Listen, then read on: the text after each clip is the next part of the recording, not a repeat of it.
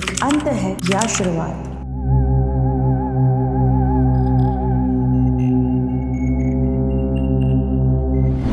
सालों से हम इंसान बस इसी एक सवाल का जवाब ढूंढते रहते हैं।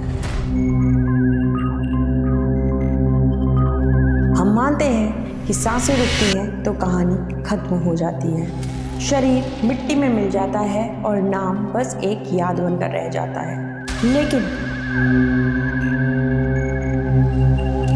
क्या हो अगर मैं आपसे कहूं कि मौत सिर्फ एक दरवाजा है, एक ऐसा दरवाजा जिसे पार करने के बाद आप अपनी अधूरी कहानी पूरी करने के लिए किसी और की जिंदगी उधार ले सकते हैं। अच्छा, ये पूछना है तुमसे सुमित्रा मैंने कि नहीं, सुमित्रा मत बोलो मुझसे। हाँ, अभी शिवा ही हो तुम? हाँ, अच्छा। क्यों? क्या होकर के इस दुनिया में जो पैदा हो जाता है, हाँ, वो क्या बार बार बदल जाता है? बहन,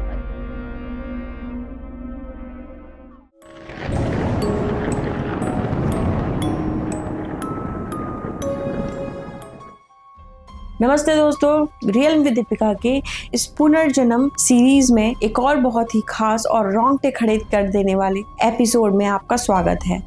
तो मैं हूं दीपिका, आपकी होस्ट। तो स्क्रीन के उस पार बैठे मेरे दोस्तों, आज अपनी कुर्सी की पेटी बांध लीजिए, क्योंकि आज हम भारत के और शायद दुनिया के सबसे हैरान कर देने वाले पैरानॉर्मल केसेस में से एक की बात करेंगे। मैं अपनी इस सीरीज में ऑलरेडी काफी केसेस के बारे में आपको बता चुकी हूँ। आप मेरी ये सीरीज को फॉलो कर रहे हैं तो थैंक यू सो मच। और अगर अभी तक आपने मेरी रीइंकार्नेशन पुनर्जन्म की सीरीज को नहीं देखा है तो आप मेरे चैनल पर जाके प्लेलिस्ट में देख सकते हैं। तो चलिए आगे बढ़ते हैं।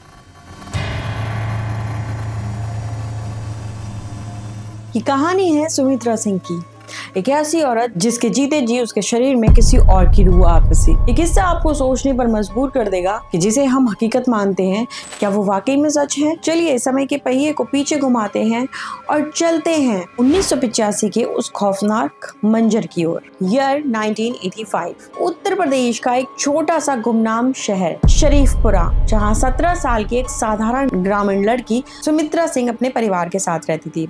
उसका परिवार बहुत ही खुशहाल था। उसका पति कहीं बाहर नौकरी करता था, लेकिन वो अपनी पत्नी से बहुत प्यार करता था और सुमित्रा सिंह भी अपने पति से बहुत प्यार करती थी। वो कम पढ़ी लिखी थी और उसकी दुनिया घर, खेत और पति तक सीमित थी। लेकिन उस साल की गर्मी में सुमित्रा के साथ कुछ अजीबोगरीब हरकतें होने लगी। उसे अचानक फिट्स यानी दौरे पड़ने लगे। वो अनियंत्रित होकर कांपने लगी। उसकी आंखें अपने आप ही ऊपर चढ़ जाती थी। कभी कभी वो घंटों बेहोश पड़ी रहती थी। उसका परिवार बहुत परेशान होने लगा था, खासतौर से उसका पति जो उससे बहुत प्यार करता था। ओझा, तांत्रिक, डॉक्टर, सब जगह दिखाया गया पर कोई फायदा नहीं हुआ। किसी को समझ नहीं आ रहा था कि आखिर सुमित्रा को हुआ क्या है। फिर आती है 19 जुलाई 1985 की वो मनहूस तारीख। उस दिन सुमित्रा अजीब तरह से शांत थी, जैसे उसे कुछ पता चल गया हो। उसने अपने ससुर को और अपने पति को पास बुलाया और बहुत ही ठंडी और धीमी सी आवाज में कहने लगी, बाबूजी, मेरा समय पूरा हो गया है। आज ये शरीर शांत हो जाएगा। मुझे यमदूत लेने आ रहे। घर वाले सन्न रह गए। किसे पता था कि एक 17 साल की लड़की अपनी ही मौत की भविष्यवाणी कर रही है। और फिर वही हुआ। देखते ही देखते सुमित्रा के शरीर में एक आखिरी बार अजीब सी कंपन हुई और वो बेसुध होकर नीचे गिर पड़ी। कमरे में चीख पुकार मच गई। सुमित्रा के ससुर, जो एक रिटायर्ड फौजी थे, उन्होंने दौड़कर उसकी कलाई पकड़ी और उसकी नब्ज चेक की। उन्होंने सुमित्रा की नाक के पास हाथ रखा। अब सुमित्रा की सांसें थम चुकी थी। सुमित्रा मर चुकी थी। 17 साल की उम्र में एक हंसती खेलती जिंदगी खत्म हो गई। पड़ोसी इकट्ठा हो गए, औरतें रोने लगी और अंतिम संस्कार की तैयारियां होने लगी। लगभग 15 से 20 मिनट बीत चुके थे। सुमित्रा का शरीर ठंडा पड़ने लगा था, लेकिन कुदरत को कुछ और ही मंजूर था। शायद भगवान के घर में कुछ और ही खेल चल रहा था। अचानक सुमित्रा की छाती में एक गहरा सा उभार आया और उसकी आंखें खुल गई। वो ऐसे उठी जैसे किसी ने उसको झकझोर के उठाया हो। उसने एक बहुत लंबी गहरी सांस ली। घर वाले चौंक गए। चमत्कार, सुमित्रा जिंदा हो गई, सुमित्रा जिंदा हो गई। सब लोग ये कहकर इधर उधर भागने लगे। लेकिन उनकी ये खुशी ज्यादा देर तक टिकने वाली नहीं थी। जैसे ही सुमित्रा ने उठने की कोशिश की, उसने अपने पति को देखा जो उसके पास बैठकर रो रहा था, और उसने उसे ऐसे देखा जैसे कि वो कोई अजनबी हो। उसने अपने ससुर को देखा और बहुत ही साफ कड़क आवाज में पूछा, जो उसकी पहले की आवाज से बिल्कुल अलग थी, आप कौन हैं और आप सब लोग मुझे यहाँ क्यों लेकर आए हैं? ये गंदा सा घर किसका है? कमरे में सन्नाटा पसर गया, एकदम साइलेंस कि आखिर सुमित्रा को ये क्या हुआ है? अचानक से जिंदा हो गई और उसके बाद अजीब सी बातें कर रही है, हमें पहचान भी नहीं रही। उसकी माँ ने उसके सर पर हाथ रखा और कहा, बेटी तू क्या कह रही है? तू सुमित्रा है और देख ये तेरे पति हैं, ये तेरा ही घर है। सुमित्रा ने जोर से उनका हाथ झटका और बोला, मैं कोई सुमित्रा नहीं, मेरा नाम शिवा है, शिवा त्रिपाठी। मैं दिव्यापुर की रहने वाली हूँ और मैं एक ब्राह्मण की बेटी हूँ। तुम लोग मुझे यहाँ पे क्यों लेकर आए हो और यहाँ पे क्यों रखा हुआ है? मुझे मेरे बाबा के पास जाना है। वो ये सब बातें बार बार बोलने लगी। दोस्तों जरा सोचिए कि उसके परिवार के ऊपर क्या बीती होगी। एक तरफ तो खुशी कि सुमित्रा मरकर वापस आ गई है और दूसरी तरफ एक ऐसा उसका बिहेवियर जो कि किसी के समझ के बाहर भी नहीं था। लेकिन थोड़ी देर के लिए लोग ये भी सोचने लगे थे कि शायद इसे कोई शॉक लगा हो या मेमोरी लॉस हो गया हो, एकदम से कुछ अजीब सा हुआ है। गांव वाले तो इवन इतने भी हैरान थे क्योंकि सुमित्रा यानी कि जो शिवा अपने आप को बता रही थी, उसकी बोली, उसकी लैंग्वेज भी बिल्कुल अलग थी, वो गांव की नहीं थी।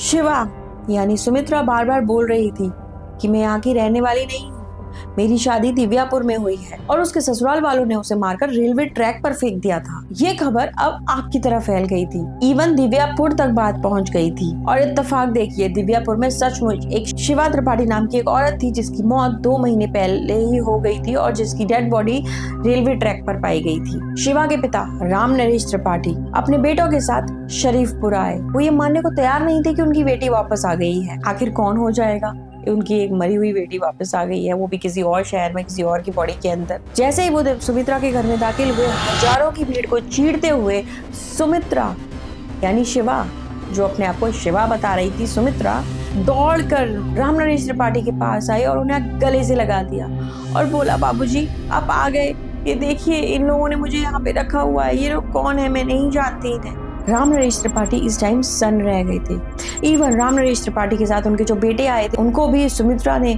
उनके निक नेम से बुलाया, जो कि सबको हैरान कर देने वाला था।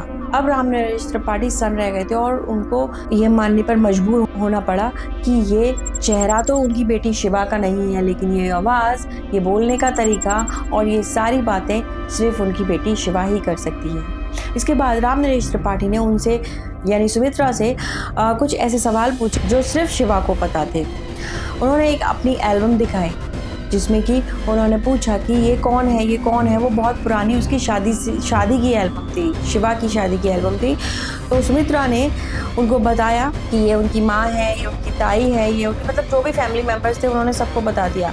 और फिर एक ऐसा फेस आया जिस पे उंगली रख के शिवा बोलती है कि ये वही औरत है जिसने मुझे मिलकर मार दिया दहेज के लिए और मुझे मारकर रेलवे ट्रैक पर फेंक दिया था। राम नरेश त्रिपाठी की आंखों में अब आंसू थे और वो अपनी भारी आवाज में कहने लगे, ये चेहरा अजनबी है लेकिन इसमें मेरी बेटी की रूह है, ये मेरी बेटी शिवा है। लेकिन सबसे हैरान कर देने वाली बात अभी बाकी थी। सुमित्रा यानी शिवा ने अपनी मौत और इस नए शरीर में आने की पूरी कहानी सुनाई। शिवा ने बताया कि जब उसके ससुराल वालों ने दहेज के लिए उसे जहर देकर रेलवे ट्रैक पर फेंक दिया था तो उसे 2 डरावने और बहुत काले साए लेने आए थे।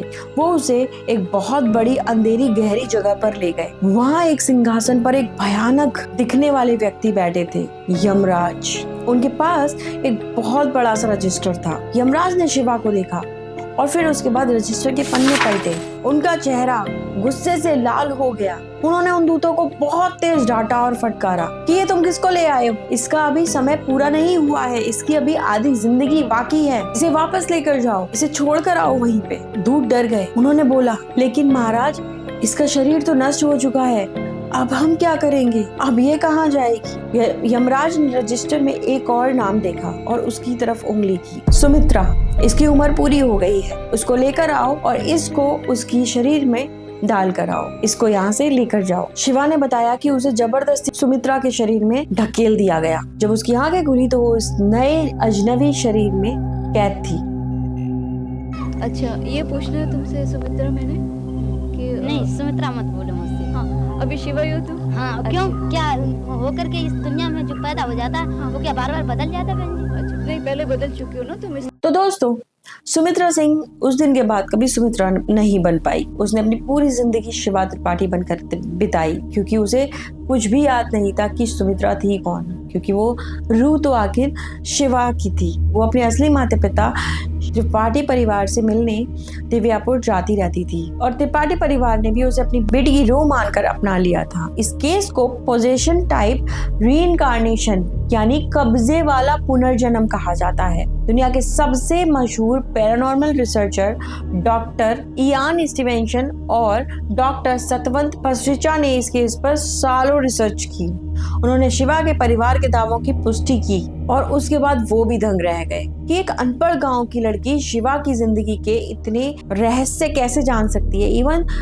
सुमित्रा बिल्कुल अनपढ़ थी और जब उसकी बॉडी में शिवा आ गई थी तो वो फर्राटेदार इंग्लिश बोलने लगी थी, वो इंग्लिश में लेटर्स लिखने लगी थी, वो इंग्लिश में बातें करने लगी थी। तो स्क्रीन के उस पार बैठे मेरे दोस्तों, आज का ये एपिसोड खत्म करने से पहले मैं आपसे एक सवाल पूछना चाहती हूँ। आपको क्या लगता है कि ये सिर्फ एक दिमागी बीमारी थी? क्या सुमित्रा को डिसोसिएटिव आइडेंटिटी डिसऑर्डर यानी मल्टीपल पर्सनैलिटी डिसऑर्डर था, या फिर क्या ये इस बात का सबूत था कि हमारी रूह वाकई अमर है? क्या हमारी कहानी मौत के बाद खत्म नहीं होती बल्कि सिर्फ एक नया मोड़ ले लेती है? मुझे कमेंट्स में या रियल विद दीपिका के इंस्टाग्राम अकाउंट जो मैंने अपने डिस्क्रिप्शन में ऐड किया हुआ है जरूर बताइएगा अपनी राय कि आप क्या सोचते हैं इन सब चीज़ों के बारे में, और आपको आज का एपिसोड इस पुनर्जन्म के सीरीज का ये वाला एपिसोड कैसा लगा। ये कोई मामूली पुनर्जन्म नहीं था, ये पोजेशन वाला पुनर्जन्म था। मुझे आपके कमेंट्स का इंतजार रहेगा। आज के लिए बस इतना ही। अगले एपिसोड में मिलेंगे एक नई कहानी के साथ, एक नई रिसर्च के साथ। तब तक मुझे दीजिए विदा। मिलती हूँ आपसे नेक्स्ट एपिसोड में। अपना ध्यान रखिएगा और stay curious, stay connected with real with Deepika. Good bye.